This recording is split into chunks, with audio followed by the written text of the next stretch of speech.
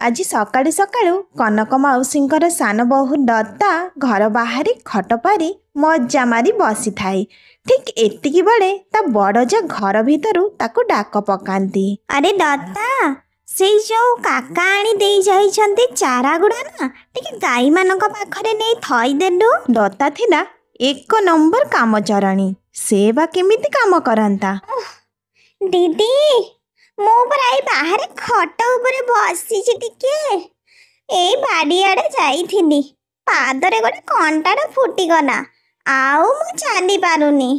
ତମେ ଟିକେ ଆସି ଗାଈମାନଙ୍କୁ ଚାରା ଦେଇଦିଅ। ଦତ୍ତାର କଥା ଶୁଣି ତା ବଡ଼ ଯା ନେନା ଘର ଭିତରୁ ଗାଈମାନଙ୍କୁ ଚାରା ଦେବାକୁ ବାହାରି ଆସନ୍ତି। ନେନା ଥିଲା ଘରର ବଡ଼ ବୋହୂ। ତାର ଶିଷ୍ଟାଚାର ଯେମିତି, କାମଦାମ ବି ସେମିତି। କହିବାକୁ ଗଲେ ସେ ଥିଲା ବୋହୂ ନମ୍ବର 1। ନେନା ଗାଈମାନଙ୍କ ପାଖରେ ଚାରା ଥଇ ଦେଇ ସିଧା ଆସି ଦତ୍ତା ପାଖରେ ଠିଆ ହେଇଯାଏ। ଆରେ ଦତ୍ତା, ତୁ ଯେତେବେଳେ ବି ବାଡ଼ିପଟେ ଯାଉଛୁ ନା ଟିକେ ଚପଲ ପିନ୍ଧିକି ଯିବୁ, ହେଲେ ଜମାରୁ ଆଉ ତୋ ପାଦରେ କଣ୍ଟା ଫୁଟିବନି। ଛାଡ଼, ଏଇ ଯେତେ ଘର ବାହାର କାମ ଅଛି ନା ସେସବୁ ମୁଁ କରିଦେବି। ଆଚ୍ଛା ଦତ୍ତା, ମା ଆଜି କହୁଥିଲେ କାକା ଜଣେ ଖାଇବାକୁ ଆସିବେ କହି। ଚାଲିଲୁ ଚାଲିଲୁ, ତୁ ମତେ ଟିକେ ରୋଷେଇରେ ସାହାଯ୍ୟ କରିଦେ। ଚଲାବୁଲା ସିନା ତୁ କରିପାରିବୁନି, ହେଲେ ବସି ବସି ତ ରୋଷେଇରେ ମୋ ସାହାଯ୍ୟ କରିପାରିବୁ। ଦତ୍ତାରେ ଜମାରୁ ରୋଷେଇ କରିବାକୁ ଇଚ୍ଛା ନଥିଲା। ତଥାପି ବଡ଼ ଯାଆଙ୍କର କଥା ମାନି ଆସି ରୋଷେଇ ଘରେ ବସିଯାଏ। ହେଲେ ମନେ ମନେ କେମିତି ରୋଷେଇ ଘରୁ ଚମ୍ପଟ ମାରିବ ସେଇ କଥା ସେ ଚିନ୍ତା କରୁଥାଏ। ନାନୀ, ଜୋରରେ ଧୂଆଁ ହଉଛି, ମତେ ତ ଖାଲି ଅଣନିଶ୍ୱାସୀ ଲାଗିଯାଉଛି। ତମେ ତ ଜାଣିଛ ଏଇ ଧୂଆଁରେ ମୁଁ ରହିପାରେନି, ସେଇଥିପାଇଁ ତ କହୁଛି କେବେରୁ ଗୋଟେ ଗ୍ୟାସ୍ ଚୁଲାଟା ଆଣ କହିକି। ମୁଁ ଏ କାଠ ଚୁଲିରେ ଜମା ରୋଷେଇ କରିପାରିବିନି, ମତେ ଖାଲି ଅଣନିଶ୍ୱାସୀ ଲାଗୁଛି। ଥାଉ ଲତା ଥାଉ, ତୁ ଏସବୁ କାମ ଛାଡ଼, ଜଲ୍ଦି ଯା ରୁମ୍ରେ ଯାଇ ବିଶ୍ରାମ ନେବୁ। ମୁଁ ସବୁ କାମ କରିଦେବି। ନେନା ଏମିତି ଦତ୍ତାକୁ କହୁଥିବା ସମୟରେ ତା ଶାଶୁ ଆସି ସେଇଠି ପହଞ୍ଚି ଯାଆନ୍ତି। ଆରେ ସାନ ବୋହୂ, ବଡ଼ ବୋହୂକୁ ଟିକେ ସାହାଯ୍ୟ କରିଦେ। ମୁଁ ତ ଦେଖୁଛି କେବେ ହେଲେ ତୋର କାମ ଧନ୍ଦା କରିବାକୁ ଇଚ୍ଛା ନାହିଁ, ସବୁବେଳେ ଖାଲି ବସିକି ରହୁଛୁ। ତତେ ଯଦି ଚୁଲି ମୁହଁଟାରେ ଧୂଆଁ ଲାଗୁଛି, ତୁ କାହିଁ ଏଇ ଚୁଲି ମୁହଁରେ ବସିଛୁ? ଟିକେ କଡ଼ ହେଇ ବସୁନୁ, ତୋ ମୁହଁରେ ଜମାରୁ ଧୂଆଁ ବାଜିବନି। ଥାଉ ମା ଥାଉ, ଦେହଟା ଜମାରୁ ଭଲ ନାହିଁ। ଦେଖୁନାହାନ୍ତି କେମିତି ସେ କଥା ବି ଭଲ କି କହିପାରୁନି, ତାକୁ ନିଶ୍ୱାସ ନେବାରେ ବାଧା ହେଉଛି। ଆଲୋ ଦତ୍ତା, ଗଲୁ ଗଲୁ, ତୁ ଯାଇ ବିଶ୍ରାମ ନେ। ଆଉ ତ ଅଳ୍ପ କାମ ଅଛି, ମୁଁ ସାରିକି ଆସୁଛି। ଦତ୍ତା ତ ସେଇଆ ଚାହୁଁଥିଲା, କେମିତି ତାକୁ କାମରୁ ଛୁଟି ମିଳିଯିବ। ଏଥର ବଡ଼ ଯାଆଙ୍କ କଥା ଶୁଣି ସେ ତୁରନ୍ତ ସେ ରୁମ୍ରୁ ବାହାରି ଚାଲିଯାଏ। ସେପଟେ ଶାଶୁ ଦତ୍ତା ଯିବା ବାଟକୁ ଚାହିଁ ରହିଥାନ୍ତି। ଏଥର ନେନାର ଶାଶୁ ନେନାକୁ ବୁଲି ଚାହାନ୍ତି, ଯିଏକି ରୁଟି ବେଲୁଥାଏ। ସତରେ ମୋ ବଡ଼ ବୋହୂଟା କେତେ ଭଲ। ୟା ମୁଣ୍ଡରେ ଟିକେ ହେଲେ ଛନ୍ଦ କପଟ ବନି ନାହିଁ। ସତରେ କ'ଣ ତା ସାନ ଯାର ଠକାମି ୟାକୁ ଦେଖାଯାଉନି? ସେ ସବୁଦିନ ୟାକୁ ଏମିତି ଠକି ଦେଇ ଚାଲି ଯାଉଛି। ସେପଟେ ଅଛି ବଡ଼ ପୁଅ ଯେ ବିଲରେ ଖରାରେ ଖଟି ଖଟି ମରୁଛି, ହେଲେ ଏ ସାନ ପୁଅ ବୋହୂ ଦିଟା ସୁଧୁରିବାର ନାହିଁ। ନେନାର ଶାଶୁ ରୋଷେଇ ଘରେ ଠିଆ ହେଇ ଏମିତି ଚିନ୍ତା କରୁ କରୁ ହଠାତ୍ ବାହାରେ ରବି କାକାଙ୍କର ପାଟି ଶୁଣାଯାଏ। ଆରେ ରାକେଶ, କୁଆଡ଼େ ଗଲୁ? ଜଲ୍ଦି ବାହାରକୁ ଆ। ରବି କାକାଙ୍କର ଡାକ ଶୁଣି ଘରୁ ସମସ୍ତେ ପଦାକୁ ବାହାରି ଆସନ୍ତି। ଦେଖନ୍ତି ତ ରବି କାକା ସାମ୍ନାରେ ଠିଆ ହେଇଛନ୍ତି। ରାକେଶ, ଏ ବର୍ଷର ତୋର ପରିଶ୍ରମର ଫଳ ହେଇଛି 80,000 ଟଙ୍କା। ଏଇନେ ତୋର ଟଙ୍କା। ରବି କାକା ରାକେଶ ହାତକୁ ଟଙ୍କା ତକ ବଢ଼େଇ ଦିଅନ୍ତି, ତାପରେ ସେଇଠୁ ଚାଲିଯାଆନ୍ତି। ସେପଟେ ରାକେଶ ଯେମିତି ପଛକୁ ବୁଲିଛି, ସେମିତି ତା ସାନ ଭାଇ ଆସି ଠିଆ। ଆଚ୍ଛା ଭାଇ, ଯେଉଁ ଚାଷ ଜମି ଅଛି ସେଇ ଜମି ତକ ତ ଆମ 2 ଜଣଙ୍କର, ଆଉ ଟଙ୍କା ତକ ତମେ କେମିତି ନେବ? ମତେ ଦିଅ। ଏଇ ମୁକେଶ, କ'ଣ କରୁଛୁ? ସେସବୁ ହେଲା ତୋ ଭାଇର ଝାଳ ବୁହା ଧନ, ଆଉ ତୁ ସେଇଥିରେ ବି ଭାଗ ପକାଉଛୁ? ତୋ ମୁହଁକୁ ଟିକେ ଲାଜ ଲାଗୁନି? ଆରେ କେମିତି ଲାଜ? ଜମି ତ ଆମର ଦି ଭାଇଙ୍କର, ତାମାନେ ସେ ଜମିରୁ ଯେତିକି ଟଙ୍କା ଆସିବ ସେଇଟା ବି ଆମର ଦି ଭାଗ ହବ। ଯଦି 80,000 ଟଙ୍କା ଆସିଛି ସେଇଥିରୁ ମୁଁ 40,000 ଟଙ୍କା ଭାଇଙ୍କୁ ଦେଇଦେବି, ଆଉ 40,000 ଟଙ୍କା ହବ ମୋର। ଛି ଛି ରାକେଶ, ତୁ ଏମିତି କାମ ଜମାରୁ କରନି ବାପା।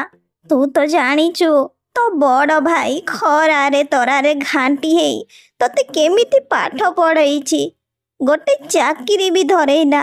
ତୋର ତ ଦରମା ଟଙ୍କା ହେଲେ ଆସୁଛି, ହେଲେ ବିଚାରା ରାକେଶଟା ନ ଖଟିଲେ ମୁଠେ ଖାଇବାକୁ ବି ପାଇବନି। ତୁ ସେ ଟଙ୍କା ନ ରଖି ତୋ ବଡ଼ ଭାଇକୁ ସବୁତକ ଟଙ୍କା ଦେଇଦେ। ଦେଖ ମା, ସାନ ଭାଇକୁ ପାଠ ପଢେଇବାଟା ହଉଛି ବଡ ଭାଇର କର୍ତ୍ତବ୍ୟ। ସେଥିପାଇଁ କଣ ମୁଁ ତାଙ୍କୁ ଟଙ୍କା ଦେବି ନା କଣ କହୁଛୁ? ମୁଁ ତ କିଛି ବୁଝିପାରୁନି। ଆଚ୍ଛା ଭାଇ, ଧରିଲ ତମର 40,000 ଟଙ୍କା ନିଅ, ଆଉ ଏଇ 40,000 ଟଙ୍କା ମୁଁ ନଉଛି। ରାକେଶ ହାତକୁ ଯେମିତି ଟଙ୍କା ଆସିଛି ସେମିତି ସ୍ୱାମୀ ସ୍ତ୍ରୀ ଦିଟା ସାରା ସେଇଠୁ ଛୁ ମାରନ୍ତି। ଗୋଟେ ଦିନ ସକାଳୁ ସକାଳୁ ରାକେଶ ତା ମା ରୁମରେ ପହଞ୍ଚି ତା ମାକୁ ପାଦ ଧରି ମୁଣ୍ଡିଆ ମାରେ। ମା, ଗୋଟେ ଖୁସି ଖବର ଅଛି, ମୋର ପ୍ରମୋସନ ହେଇଗଲା। ବର୍ତ୍ତମାନ ମୁଁ ସହରରେ ଚାକିରି କରିବି, ତ ଘରୁ ଯିବା ଆସିବାକୁ ଟିକେ ସମୟ ଲାଗିବ। ସେଇଥିପାଇଁ ମୁଁ ଭାବୁଛି ଲତାକୁ ନେଇ ମୁଁ ସହରରେ ରହିବି। ସହର ବାଟ ତ ବାପା ବହୁତ ଦୂର ନୁହଁ, ଅଧଘଣ୍ଟାରେ ଯାଇ ତୁ ସହରରେ ପହଞ୍ଚିବୁ। ତ ସେଇଥିପାଇଁ ଲତାଟାକୁ ନେଇ ସହରରେ ରହିବା ଆଉ କଣ ଦରକାର? ମୁକେଶ ଆଉ ଶାଶୁଙ୍କର କଥା ଶୁଣି ନେନା ଆସି ସେଇଠି ପହଞ୍ଚିଯାଏ। ତା ପଛେ ପଛେ ତା ସ୍ୱାମୀ ବି ଆସି ସେଇଠି ପହଞ୍ଚି ଯାଆନ୍ତି।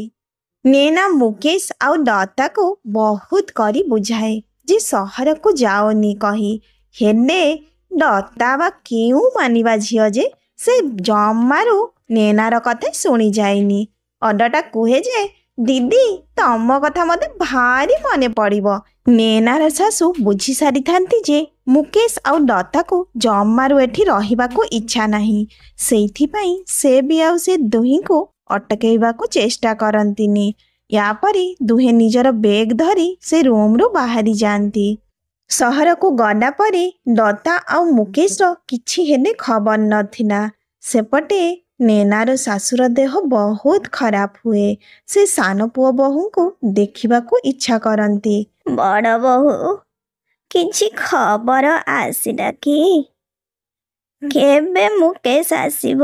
ଖବର କରିଦେଇଛୁ ମା, ସେମାନେ ଆସିବେ। ତମେ ଜମାରୁ ବ୍ୟସ୍ତ ହୁଅନି, ଦେହ ତମର ଭଲ ନାହିଁ।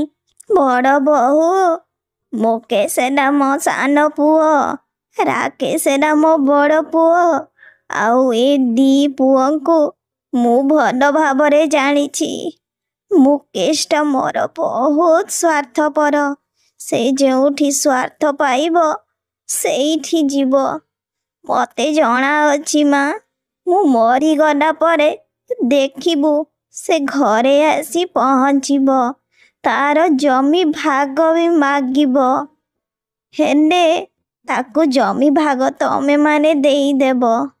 ବଡ଼ ବୋହୂ ମା, ଉତ୍ତର ଦିଗରେ ଯେଉଁ ଆମର ଜମି ରହିଛି ନା, ସେଇ ଜମିଟା ତମେମାନେ ରଖିବ, ଆଉ ବାକି ଜମି ତାକୁ ଦେଇଦେବ।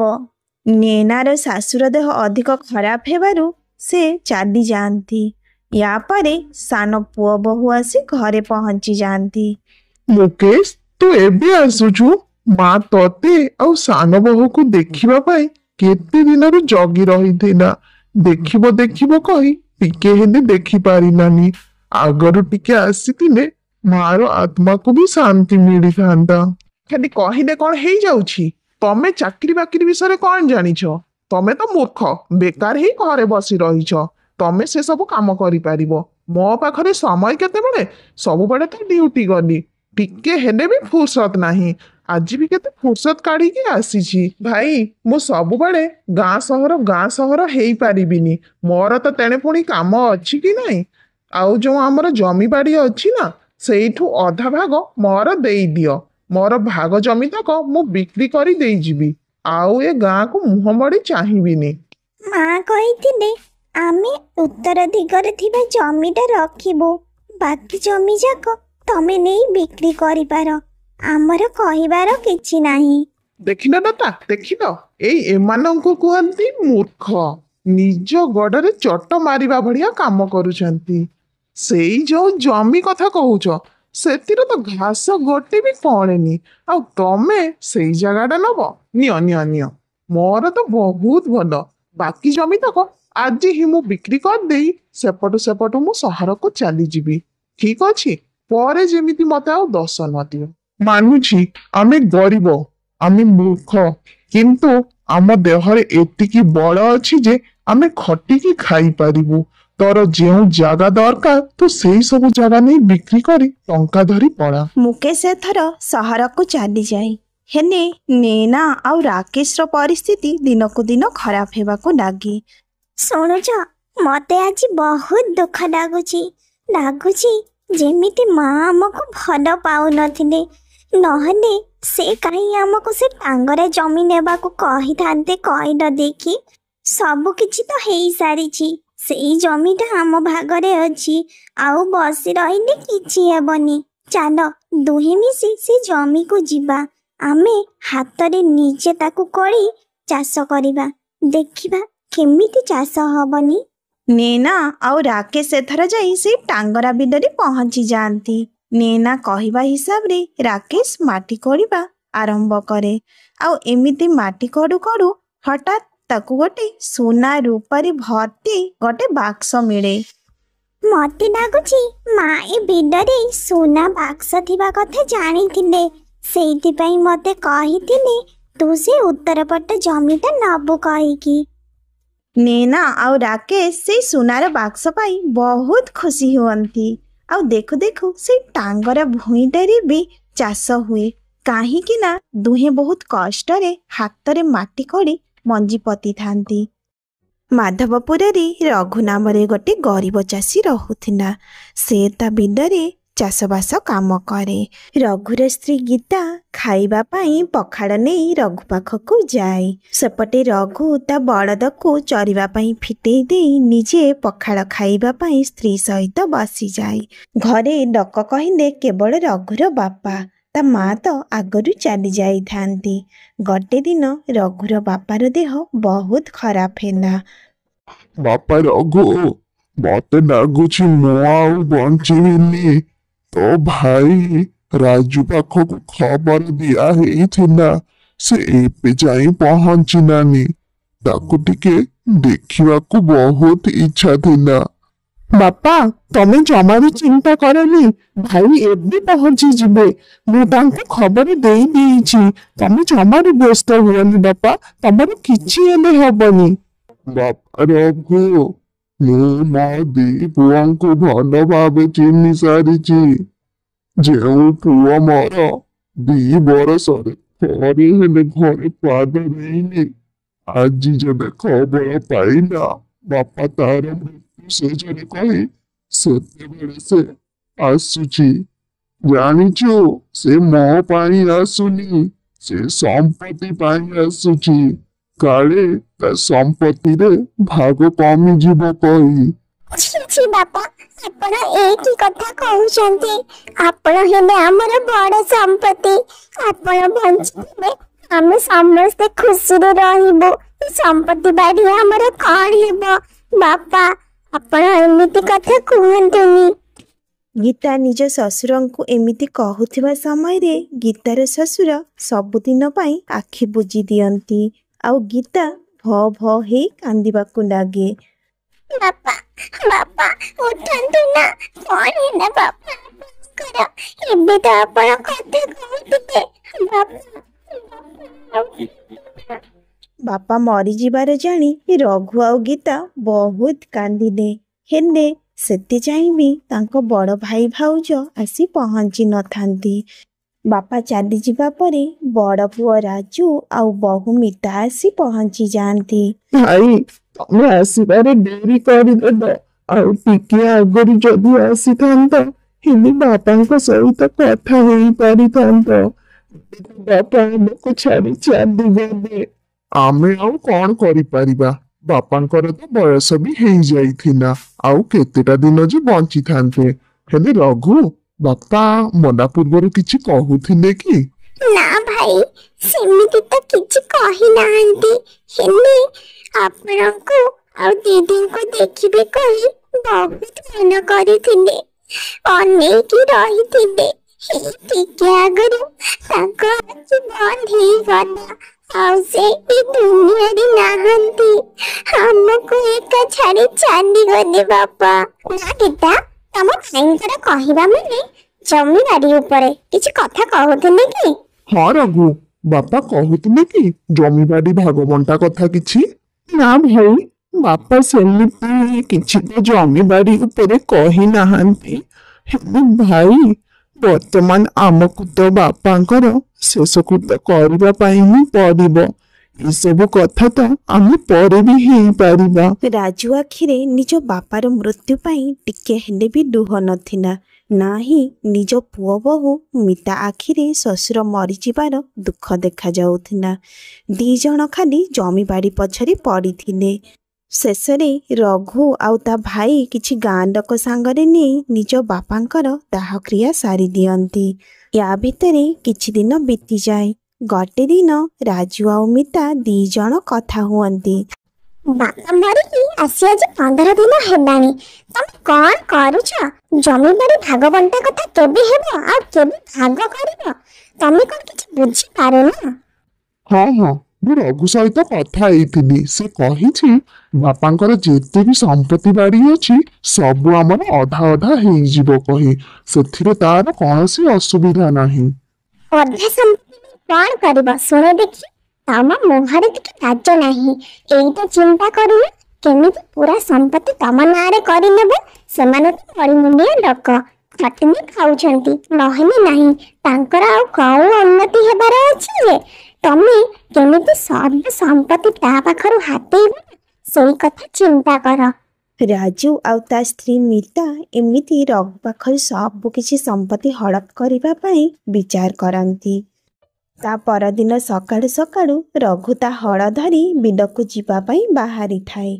ଠିକ୍ ଏତିକି ବେଳେ ସାମ୍ନାରେ ଭାଇ ଭାଉଜଙ୍କୁ ଦେଖେ। ଭାଇ, କଥା କଣ? କୁଆଡେ ବାହାରିଛ କଣ ଏତେ ବଡ ଫାଇଲ ଧରିକି? ମୁଁ ତ ବାପା ଯିବା ଦିନଠାରୁ ବିଲ ପଟେ ଟିକେ ମୁହଁ ବି ବୁଲେଇ ପାରିନି। ଯାଉଛି ବିଲ ପଟେ ଟିକେ ଦେଖାଶୁଣା କରି ଆସେ। ଆରେ ରଘୁ, ମୁଁ ବାହାରିଛି ପରା ତହସିଲ ଅଫିସକୁ। ତତେ ମୁଁ ଯେମିତି କହିଥିଲି, ଆମର ତ ଏଇଠି ରହିବାର ନାହିଁ। ସେଇଥିପାଇଁ ଆମର ଭାଗ ଜାଗାକୁ ନା ଆମେ ବିକ୍ରି କରିଦବୁ। ସେଇଥିପାଇଁ ଟିକେ ବୁଝାବୁଝି ପାଇଁ ତହସିଲ ଅଫିସକୁ ଯାଉଛି। ତୁ ବି ସାଙ୍ଗରେ ଚାଲ, ହେଲେ କାମ ହବ। ଭାଇ, ତମେ ତ ଜାଣିଛ ମୁଁ ବା ଆଉ କେତେ ପାଠ ପଢିଛି। ଖାଲି ନିଜର ଟିକେ ଦସ୍ତଖତ ମାରି ଜାଣିଛି, ନହେଲେ ପାଠଶାଠ ମୋର କାହିଁ ଯେ ମୁଁ ଯିବି ତହସିଲ ଅଫିସ। ଆଉ ଏମିତିରେ ବି କାଲି ରାତିରେ ବହୁତ ଜୋରରେ ବର୍ଷା ହେଇଛି। ଆଜି ଟିକେ ବିଲ ପଟେ ଯାଇ ହଳଟା କରିଦିଏ। ତମେ ତ ମୋର ବଡ ଭାଇ, ତମେ ତ ଏତେ ପାଠ ପଢିଛ, ତମେ ସବୁ କିଛି ଜାଣ, ତମେ ହିଁ ଯାଅ। ରାଜୁ ମନେ ମନେ ତ ଏଇ କଥା ଚିନ୍ତା କରୁଥିଲା, କେମିତି ରଘୁ ତା ସାଙ୍ଗରେ ନ ଯାଉ କହି। ୟା ପରେ ରଘୁ ଭାଇ ଭାଉଜଙ୍କ ସହିତ କଥା ହେଇସାରି ବିଲ କାମ କରିବା ପାଇଁ ନିଜର ହଳ ଲଙ୍ଗଳ ଧରି ବିଲକୁ ବାହାରି ଯାଏ। ସେଦିନ ରାଜୁ ଆଉ ତା ସ୍ତ୍ରୀ ମିତା ତହସିଲ ଅଫିସକୁ ନ ଯାଇ ଗାଁ ସାରା ଘୁରି ବୁଲନ୍ତି। ୟା ପରେ ସଞ୍ଜରେ ଆସି ଘରକୁ ପହଞ୍ଚନ୍ତି। ଗୀତା ଦି ଜଣଙ୍କୁ ପାଣି ପିଇବାକୁ ଦିଏ। ଠିକ୍ ଏତିକି ବେଳେ ରଘୁ ବି ଆସି ସେଇଠି ପହଞ୍ଚିଯାଏ। ଭାଇ, ଆଜି ତମର କାମ ଭଲ କି ହେଇଗଲା ତ? ଆରେ ରଘୁ, କଣ ଆଉ କାମ ହବ? କିଛି ବି ହେଇପାରିଲାନି। ତୁ ଜାଣିଛୁ, ବାପା ନା ବ୍ୟାଙ୍କରୁ ଲୋନ ନେଇଥିଲେ, ଯାହାକି ବର୍ତ୍ତମାନ ଆମମାନଙ୍କୁ ସୁଝିବାର ଅଛି। ହଁ, ବାପା ଲକ୍ଷେ ଟଙ୍କା ଲୋନ ଉଠେଇଥିଲେ, ହେଲେ ସମୟରେ ସୁଝି ପାରିଲେନି। ସେଇଥିପାଇଁ ସୁଧ ଉପରେ ସୁଧ ହେଇ 4 ଲକ୍ଷ ଟଙ୍କା ଲୋନ ହେଇଛି। ବର୍ତ୍ତମାନ ସେ ଲୋନ ନ ସୁଝିବା ଯାଏ ଆମେ ସେ ଜାଗାକୁ ଆଉ ବିକ୍ରି କରିପାରିବାନି। ହେଲେ ଦିଦି, ବାପା ତ କେବେ ଲୋନ ଆଣିବା କଥା ଆମେ ଜାଣିନୁ କି ବାପା ବି ଆମକୁ କେବେ ହେଲେ ବ୍ୟାଙ୍କରୁ ଟଙ୍କା ଆଣିବା କଥା କହିନାହାନ୍ତି। ମତେ ଲାଗୁଛି ବାପା ତମ 2 ଜଣଙ୍କୁ କହିବା ପାଇଁ ଭୁଲି ଯାଇଥିବେ। ସେ ଯାହା ବି ହଉ, ହେଲେ ବର୍ତ୍ତମାନ ସେଇ ଲୋନ ଟଙ୍କା ତ ତମ 2 ଭାଇଙ୍କୁ ହିଁ ସୁଝିବାକୁ ପଡିବ। ଗୋଟେ କାମ କର, 4 ଲକ୍ଷ ଟଙ୍କାର ଅଧା 2 ଲକ୍ଷ ଟଙ୍କା ତମେ ମାନେ ଦେଇଦିଅ, ଆଉ 2 ଲକ୍ଷ ଆମେ ଦେଇଦେବୁ। ହେଲେ ଲୋନ୍ ଟଙ୍କା ତକ ସୁଜି ହେଇଯିବ। 2 ଲକ୍ଷ ଟଙ୍କା? ଏତେ ଟଙ୍କା ତ ମୁଁ କେବେ ହେଲେ ଦେଖିନି। ମୁଁ କୁଆଡେ ଦେବି? କେମିତି ସୁଝିବି ଏତେ ଟଙ୍କା? ତମ ପାଖରେ ଯଦି ଏତେ ଟଙ୍କା ନାହିଁ, ତମେ ଗୋଟେ କାମ କର, ତମ ଭାଗ ସମ୍ପତ୍ତି ମୋ ଭାଇଙ୍କୁ ବିକ୍ରି କରିଦିଅ, ସେ କିଣି ନେବେ। ତାପରେ ମୁଁ ମୋ ଭାଇଙ୍କ ପାଖରୁ ଜାଗାଟା ନେଇଯିବି। ଯାହା ହେଲେ ବି ଆମ ପାଖରେ ହିଁ ତ ରହିବ। ହେଲେ ଦିଦି, ତମେ ତ ଏବେ କହିଲ ଯେ ସେଇ ଜାଗା ଉପରେ ଲୋନ୍ ଟଙ୍କା ଅଛି, ସେଇଥିପାଇଁ ଆମେ ଜାଗାକୁ ବିକ୍ରି କରିପାରିବାନି। ଆଉ ଏବେ ଆପଣଙ୍କ ଭାଇଙ୍କୁ ଆମେ ଜାଗା କେମିତି ବିକ୍ରି କରିପାରିବା? ଆରେ ଗୀତା, ତୁଟା କଣ ବୁଝିପାରୁନୁ? ଏଇଟା ପରା ଆମର ଘର ଭିତରର କଥା। ଆମେ ଘର ଭିତରେ ଜାଗାଟା ବିକ୍ରି କରିଦେଲେ କେହି କଣ ଜାଣିପାରିବ? ଏମିତିରେ ହେଇଯିବ। ଆଉ ମୁଁ ତମମାନଙ୍କୁ କାଗଜ ପତ୍ର ଦଉଛି, ରଘୁ ଏଇଥିରେ ସାଇନ୍ କରିଦବ। ମିତା ରଘୁ ହାତକୁ କିଛି କାଗଜପତ୍ର ବଢ଼େଇ ଦିଏ। ରଘୁ ତ ଥିଲା ନିରୀହ ସରଳ ଲୋକ। ସେ ବା କୁଆଡ଼ୁ ଜାଣିବ ଭାଇ ଭାଉଜଙ୍କ ଛନ୍ଦ କପଟ। ସେଇଥିପାଇଁ ସେ ସେଇଥିରେ ନିଜର ସାଇନ୍ କରିଦିଏ। ରଘୁ, ବର୍ତ୍ତମାନ ତୋର ସମ୍ପତ୍ତି କହିଲେ ଏଇ ଘରଟା ଆଉ ନାଳଧାର ଜମିଟା। କାହିଁକି ନା ଏଇ ଦିଟା ଉପରେ କୌଣସି ଋଣ ନାହିଁ। ଯାହା ହଉ, ଦିଦିଙ୍କ ପାଇଁ ଆମ ମୁଣ୍ଡରୁ ବହୁତ ବଡ ବୋଝ ଗୋଟେ ଓହ୍ଲେଇଗଲା। ବର୍ତ୍ତମାନ ବାପାଙ୍କ ଉପରକୁ ଆଉ ଆଙ୍ଗୁଠି ଦେଖି କେହି ହେଲେ କଥା କହିପାରିବେନି, ଆଉ ବାପାଙ୍କ ଆତ୍ମା ବି ଖୁସିରେ ରହିବ। ୟା ଭିତରେ ଦେଖୁ ଦେଖୁ 6ଟା ମାସ ବିତିଯାଏ। ଗୋଟେ ଦିନ ରାଜୁ ଘରେ ବ୍ୟାଙ୍କ ମ୍ୟାନେଜର ଆଉ ଓକିଲ ଆସି ପହଞ୍ଚନ୍ତି। କାହିଁକି ନା ରାଜୁ ବ୍ୟାଙ୍କରୁ ବହୁତ ସାରା ଋଣ ନେଇଥିଲା। ଆଉ ବ୍ୟାଙ୍କର ଋଣ ସୁଝି ନ ପାରିବାରୁ ବ୍ୟାଙ୍କବାଲା ରାଜୁର ଘର ଆଉ ସମ୍ପତ୍ତି ବାଡ଼ି ସବୁ କିଛି ନେଇନେଲା। ସେପଟେ ରଘୁ ନିଜ ନାଳଧାର ଜମିରେ ହଳ କରୁଥିବା ସମୟରେ ତାକୁ ଗୋଟେ ବାକ୍ସ ସୁନା ମୁଦ୍ରା ମିଳେ, ଯାହା ଦେଖି ସ୍ୱାମୀ ସ୍ତ୍ରୀ ବହୁତ ଖୁସି ହୁଅନ୍ତି। ତ ସାଙ୍ଗମାନେ, ଏଇଠୁ ଜାଣିବାକୁ ମିଳିଲା ଯେ ଯେମିତି କର୍ମ କରିବ ସେ ସେମିତି ହିଁ ଫଳ ପାଇବ।